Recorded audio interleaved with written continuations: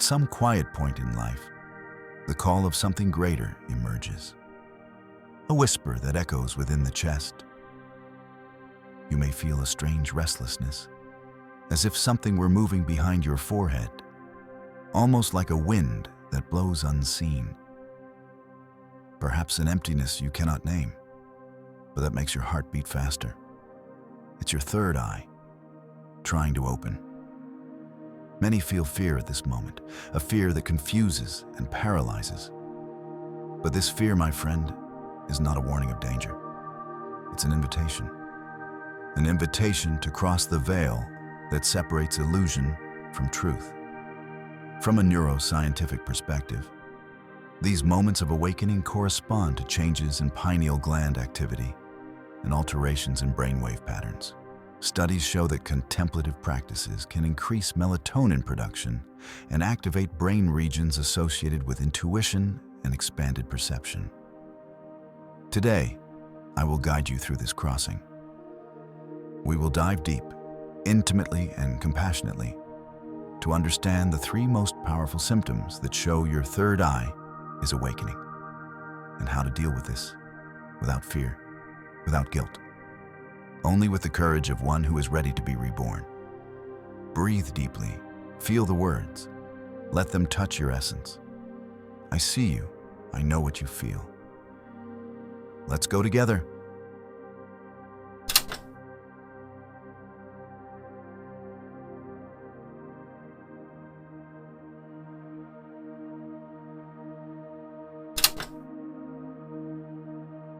The first symptom reveals itself as acute sensitivity to the invisible. A strange sensation, almost as if the skin of the world became thinner. Previously mundane sounds gain new texture. Colors vibrate with an intensity that borders on the surreal. You feel that everything around you speaks to you, as if there were secret messages pulsing in every detail. Real example. Marina, 34, told me she began to perceive that she could feel people's moods before they even spoke. It was like I was picking up an emotional frequency in the air, she described. At the supermarket, I knew when someone was sad just by walking near them. Neurologically, this happens because the brain is processing more subtle environmental information. The default mode network, responsible for pattern perception, becomes more active, allowing you to capture signals that previously went unnoticed. At this moment, you may feel overwhelmed. Lights, noises, emotions, everything seems amplified. But don't run away. This hypersensitivity is not weakness. It's a raw gift, waiting to be refined. When the third eye awakens, it transforms your perception into a portal to essence. How to deal practically? When you feel sensory overload, practice what I call the sustained silence technique. Find a quiet place, even if it's the bathroom, and practice conscious observation. Notice 5 things you see, 4 you hear, 3 you feel physically, 2 you smell, and 1 you taste. This anchors you in the present moment and calms the overloaded nervous system. Always carry a small object, a stone, crystal, or special keychain. When you feel scattered, touch it and return to the present moment. Before entering environments with many people, visualize a golden bubble around you for energetic protection. Remember, breathe. Don't fight against this avalanche of sensations. Instead, anchor yourself in the present moment. This sensitivity is an invitation to deeper listening, and within it lies the power that transforms pain into wisdom.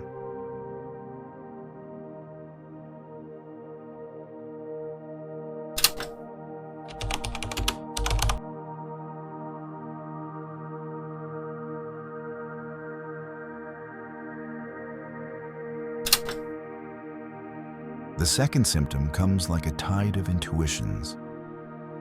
You begin to hear within yourself a whisper that was previously silent.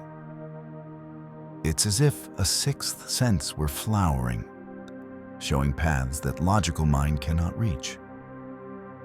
You feel a certainty you cannot explain, a knowing that comes from deep within, as if your chest had eyes that see far beyond words. Real example. Carlos, a 42-year-old executive, told me he began having hunches about business decisions. I would see a contract and know, without analyzing numbers, whether it would work out or not. At first, I thought I was going crazy. After getting 8 out of 10 predictions right, I started trusting.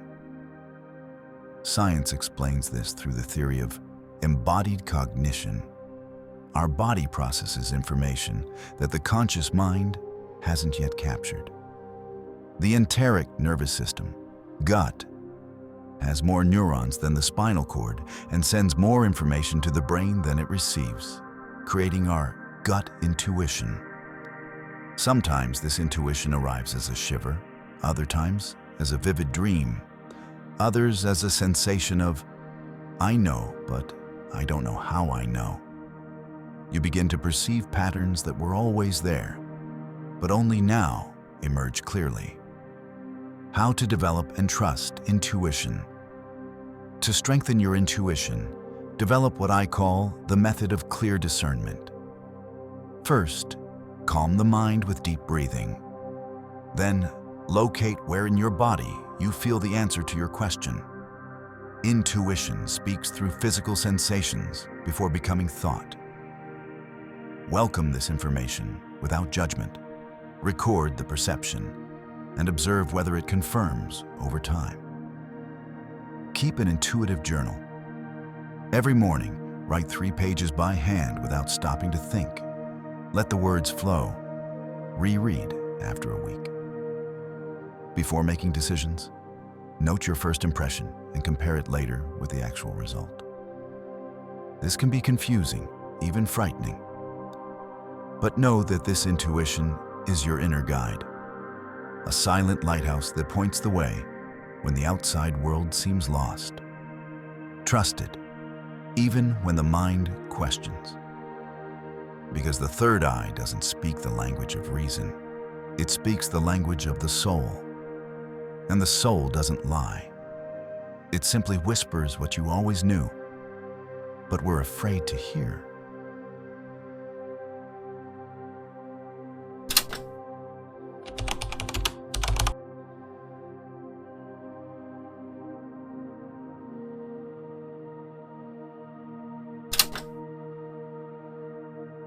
The third symptom emerges as profound restlessness, a call that echoes in silence. You begin to question everything that once seemed certain. The truths that shaped your life, the beliefs that held you. Suddenly, they no longer make sense. It's as if a veil fell, revealing what was always there, but you couldn't see. Real example. Anna, a 38-year-old teacher, experienced this intensely. Suddenly, my entire life seemed like a theater play, where I was representing a role that wasn't mine. I questioned my marriage, my career, even my personality. It was terrifying, but also liberating. Psychologically, this aligns with psychologist Kazimierz Dabrowski's concept of positive disintegration. It's a natural growth process where old personality structures dissolve to make space for a more authentic self. Studies show that people who navigate existential crises well develop greater resilience and life satisfaction. This symptom hurts, I know, because it touches the roots of your story, dismantles the certainties that kept you safe. But this pain is not destruction. It's liberation. Your third eye is asking you to look within and see beyond the masks you created yourself. Navigating existential restlessness. For existential crises, which are perhaps the most challenging aspect of awakening, practice the process of conscious transformation. Give time to the process, resisting the temptation to force quick resolutions. Maintain practices that center you, like meditation or nature walks. Seek support from people who can listen without judging. Spend time in natural environments, as nature has a stabilizing quality that calms the agitated mind.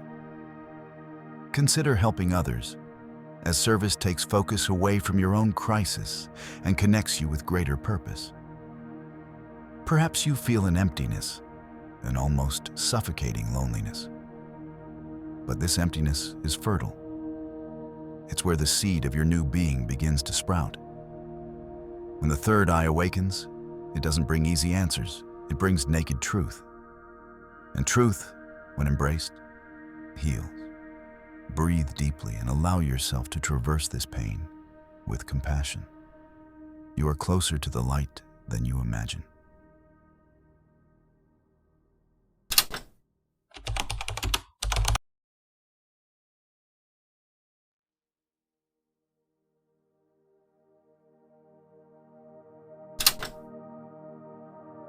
Now that these symptoms have revealed themselves, it's time to learn to walk with them.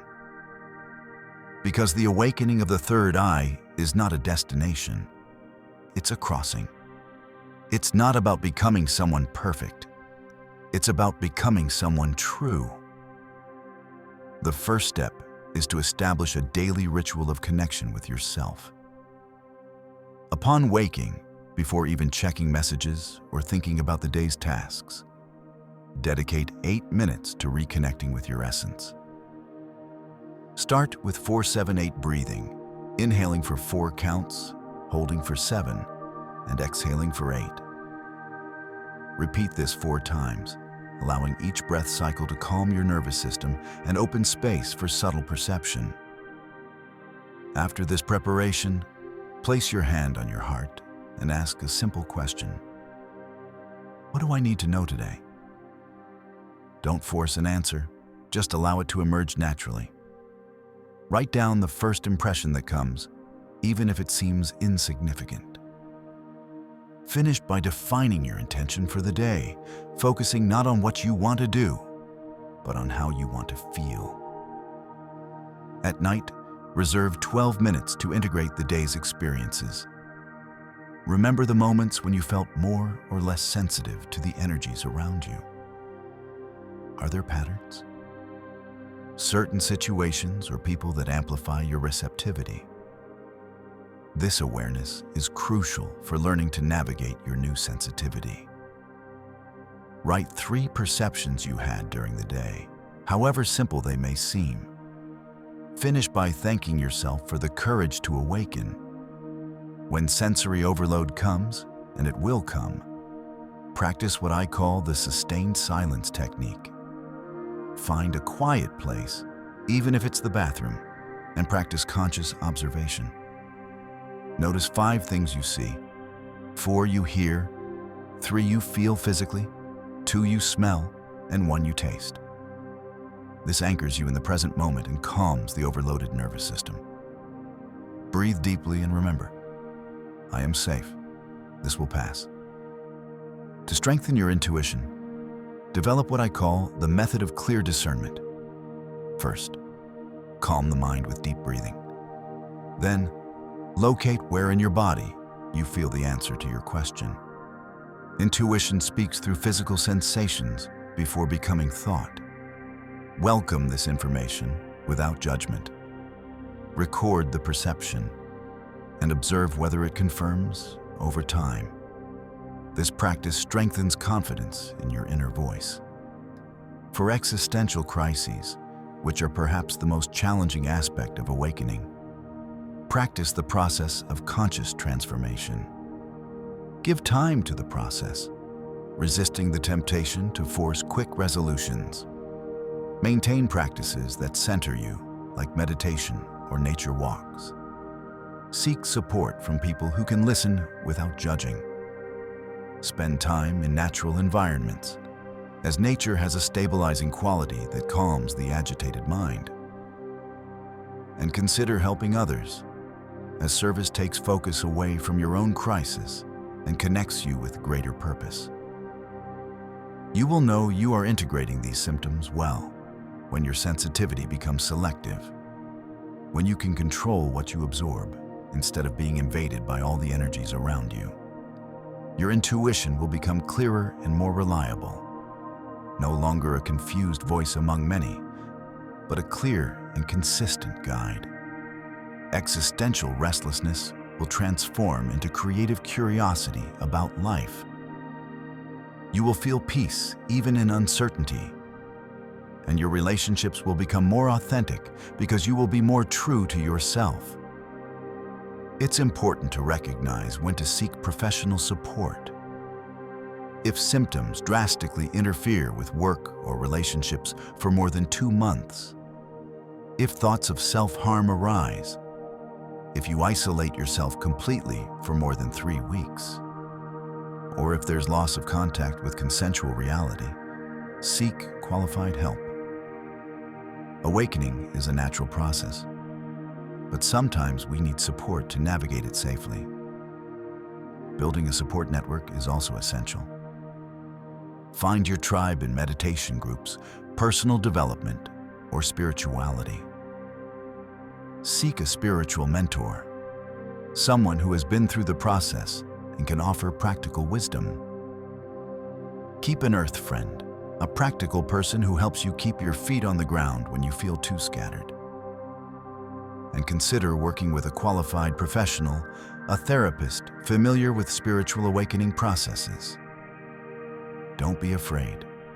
Awakening hurts, but it's the pain of one who is reborn. You are ready. You always have been.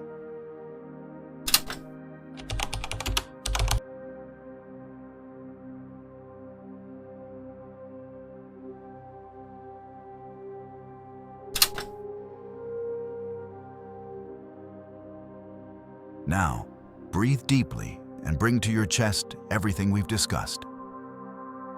These symptoms, sensitivity, intuition, restlessness, are not errors or punishments. They are signs that something greater pulses within you. They are keys that open doors to a new world, a world that begins in the silence of your chest. Science confirms what mystics have always known.